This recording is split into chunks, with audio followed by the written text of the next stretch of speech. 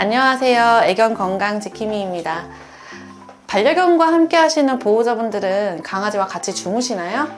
저는 우리 사랑이가 아주 어렸을 때는 같이 잘 수가 없었어요.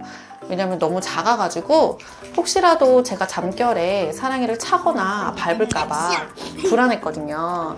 그래서 이제 따로 재웠었는데 새벽마다 깨워가지고 사랑이가 그때 낑낑댔어요. 그래서 달래주고 또 놀아주기도 이렇게 했었던 기억이 나네요. 그런데 지금은 이제 사랑이가 다 컸고 저희 사랑이가 푸숑이고 3년차 되어 가고 있거든요. 그러다 보니까 오히려 이제 같이 자다가 사랑이가 슬그머니 거실로 나가더라고요. 그래서 제가 좀 유심하게 살펴보았는데 자기 방석에서 혼자 편안하게 자고 있더라고요. 너무 귀여워가지고 건드리고 싶기도 하고 또 다시 사랑이한테 가서 꼭 끌어안고 자고 싶기도 했지만 저는 꾹 참고 있답니다.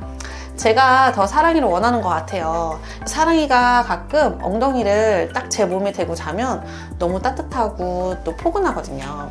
그래서 오늘은 강아지와 함께 자는 것의 장점과 단점, 그리고 함께 자면 안 되는 강아지 유형에 대해 이야기를 해보려고 합니다. 반려견과 함께 자는 것이 좋을지 아니면 따로 자는 것이 나을지 고민하고 계시는 분들이라면 이번 영상 끝까지 함께 해주세요. 강아지와 함께 자면 생각보다 많은 장점이 있는데요. 보호자와 강아지 모두에게 긍정적인 영향을 줄 수 있기 때문이에요. 우선 수면의 질이 향상되는 효과가 있습니다. 강아지와 함께 자면 옥시토신이 분비가 되는데요. 이 옥시토신이 바로 행복 호르몬입니다. 이 호르몬은 긴장을 풀어주고 수면의 질을 높이는데 도움이 될 수 있어요. 그리고 코미디닷컴의 기사에 따르면 이렇게 개를 쓰다듬을 때 옥시토신은 올라가고 코르티솔이라는 스트레스 호르몬은 줄어든다는 연구 결과가 있습니다. 아무래도 강아지와 함께 자면 한 번이라도 더 쓰다듬게 되고 또 접촉을 하게 될 텐데요. 그때마다 행복 호르몬은 증가하고 스트레스 호르몬은 감소하는 셈이 되는 거죠. 특히 불면증이 있는 사람들에게 아주 긍정적인 영향을 줄 수 있습니다. 그리고 두 번째는 애착 형성과 유대감이 강화되는 건데요. 같이 자면서 자연스럽게 이렇게 신체적인 스킨십이 늘어나고 또 강아지와의 유대감이 더 깊어질 수가 있습니다. 강아지 입장에서도 보호자와 함께 자면 더 안정감을 느끼고 또 더욱 신뢰하는 관계가 형성이 돼요. 그래서 사랑이가 어렸을 때 저희 집에서 적응하는 기간에 그렇게 새벽에 낑낑댔었나 봐요. 세 번째는 따뜻한 자연 난방 효과를 누릴 수 있다는 건데요. 강아지의 체온은 사람보다 약간 높습니다. 평균 38도에서 39도인데요. 그래서 추운 날 함께 자면 따뜻한 자연 난방 효과를 얻을 수가 있어요. 그리고 이 체온에 강아지의 호흡 소리가 더해져서 심리적으로 이 사람에게도 안정감을 주기도 합니다. 그리고 네 번째는 알레르기 발병 확률이 감소한다는 건데요. 신생아가 강아지와 함께 자란 경우 강아지에 대한 알레르기 발병률이 낮아진다는 연구 결과도 있어요. 이것은 어린 시절부터 강아지의 털과 접촉하면서 면역력이 길러지기 때문이라고 해요. 하지만 무조건 강아지와 함께 자는 것이 좋은 건 아닙니다. 그럼 지금부터는 단점에 대해서 한번 살펴보겠습니다. 우선 첫 번째, 수면을 방해할 수 있어요. 강아지가 밤에 자꾸 움직이거나 낑낑거리거나 이렇게 보호자를 깨우는 행동을 하면 오히려 이 보호자의 수면의 질이 낮아질 수 있습니다. 저도 처음에 사랑이가 어렸을 때 새벽에 낑낑댄다고 말씀을 드렸잖아요. 물론 저희 집에서 적응하는 시기이기도 했지만 그 당시에 정말 피곤했었던 기억이 났어요. 그리고 강아지는 얕은 수면과 깊은 수면의 이 주기가 사람보다 짧아요. 이 말은 잘 깬다는 뜻이에요. 자다가 사람이 뒤척일 때도 깨고 또 아파트에서 지내는 강아지들 같은 경우에는 복도의 조그마한 소리에도 본능적으로 짖고 깨는데요. 이러면 강아지도 수면을 잘 취하지 못하지만 또 그로 인해서 같이 자는 보호자도 깨는 경우가 많아요. 즉, 둘 모두에게 수면이 방해가 되는 셈입니다. 그리고 두 번째, 어린 강아지는 위험할 수 있어요. 이 어린 강아지는 몸집이 작고 연약하기 때문에 보호자가 자는 동안 실수로 누르거나 또 찰 위험이 있습니다. 그래서 실제로 이 작은 강아지를 키우는 보호자들은 이런 사고를 예방하기 위해서라도 별도의 공간에서 자도록 유도하는 경우가 많아요. 저도 그랬었고요. 그리고 세 번째는 문제 행동을 유발할 수도 있다는 단점이 있습니다. 예민한 강아지 같은 경우에는 수면 중 보호자의 움직임에 깜짝 놀라서 방어적으로 반응을 하는데요. 거기서 더 나아가서 갑자기 건드리면 놀라서 보호자를 물 수도 있어요. 또한 계속 같은 침대에서 자다 보면 이 침대가 본인의 영역이라고 착각해서 보호자가 오면 오히려 그 영역을 지키려고 으르렁거리며 공격적인 태도를 보이기도 한답니다.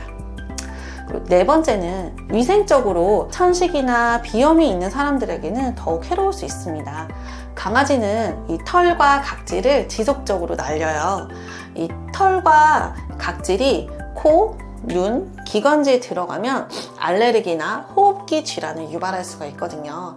그래서 호흡 기관이 조금 안 좋으신 분들은 함께 자는 게 오히려 안 좋습니다. 저는 그래서 좀 제가 비염기가 원래 있는 편인데 그래서 조금 심해진다 싶을 때는 마스크를 꼭 착용을 하고 잡니다. 그게 굉장히 도움이 되고 오히려 마스크를 하니까 더 숨쉬기도 편하더라고요. 꿀팁이죠. 이번에는 따로 재우는 것이 필요한 강아지 유형에 대해서 한번 말씀을 드려보겠습니다. 일단 첫 번째는 유추하셨겠지만 공격성이 있는 강아지는 같이 자면 안 돼요. 잠을 자는 도중에 정말 보호자를 물거나 갑자기 흥분하는 강아지는 함께 자면 안 됩니다.